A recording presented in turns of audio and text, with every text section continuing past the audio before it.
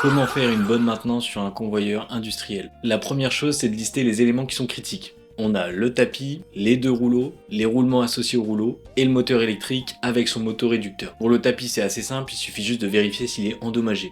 La fréquence de changement, elle est dure à définir parce que ça va dépendre du type de la machine et des produits qu'on met sur le convoyeur. Pour les rouleaux, la maintenance elle est assez simple, il suffit de vérifier s'ils sont parallèles. S'il y a un défaut de parallélisme, le tapis va avoir tendance à bouger vers la droite ou vers la gauche. Pour fixer ça, il faut ajuster la tension quand le convoyeur est en marche.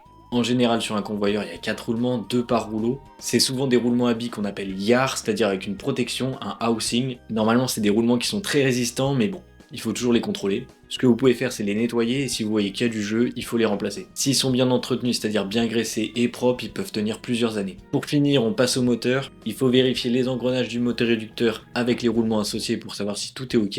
Et enfin, on peut contrôler le rotor pour vérifier qu'il est bien aligné et qu'il chauffe pas trop. N'oubliez pas de garder une trace de votre intervention sur un fichier Excel ou sur un logiciel comme Akuna GMAO.